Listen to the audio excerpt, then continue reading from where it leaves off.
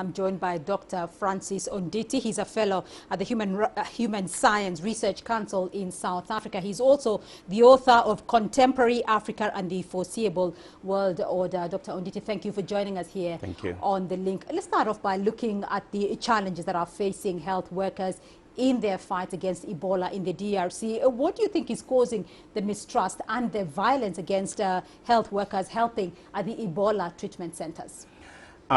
Beatrice, it's very unfortunate because the eastern DRC is experiencing what you could call a double tragedy. It is a double tragedy because, one, it's a conflict zone, and we all know that. But secondly, World Health Organization has actually reported that it is the first time for that particular region to experience this epidemic. That means that the area is experiencing, those two challenges. But I think coming back to your question, a conflict zone will always have mistrust and some kind of suspicion, because the rebels in that area would not even know that the health officials are doing something that is humanitarian, or maybe supporting people to get medication, vaccination, and all that.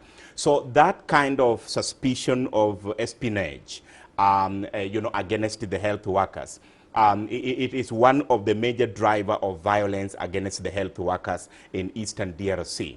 But I think another factor which is contributing to this, looking at the history of Eastern DRC and the rest, you would imagine that the government would provide facilities for communication, because it's also a vast area with very poor communication infrastructure.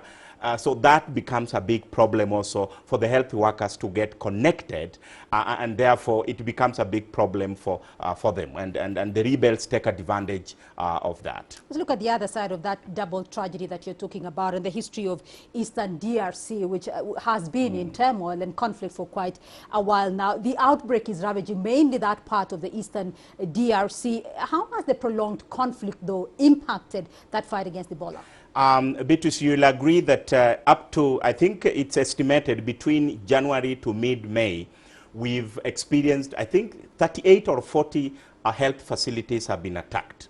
And I think World Health Organization continues to record this information. And the latest information we have is that at least not less than 10 health workers have been attacked and maybe killed. And we know that more than 1,700 cases of Ebola have been reported in Eastern DRC. So that means that the rate at which vaccination is being done and even treatment has been slowed down because of fear, because of breakdown in terms of communication, but also because these rebels will continue to attack because of the reason that I gave. One, espionage, suspicion for espionage, but also just some kind of confusion or a confused environment, thinking that these people, maybe they're spying against them, and therefore they become a threat to their survival. So in terms of trying to contain this Ebola outbreak, of course, containing the violence is also one of a major key issue. So what kind of conflict resolution mechanisms, though, should be put in place if the Ebola outbreak is to be contained? Yeah, many. There are quite a number of ways of dealing in such an environment. But I think for Eastern DRC, one would be they can utilize what we call the infrastructure for peace that exists in that area.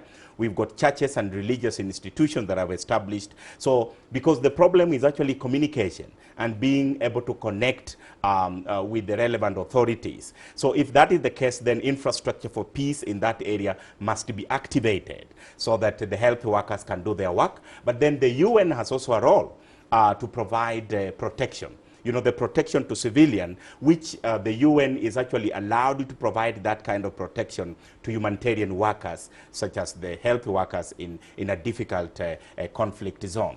But I think more importantly, the government need to come to reality that the health workers cannot contain the Ebola so long as the security and humanitarian assistance is not provided in that area. All right, Dr. Francis Onditi, thank you very much for your insights into the DRC and the ongoing Ebola outbreak. Indeed, a double tragedy for Eastern DRC faced by conflict and an outbreak of Ebola.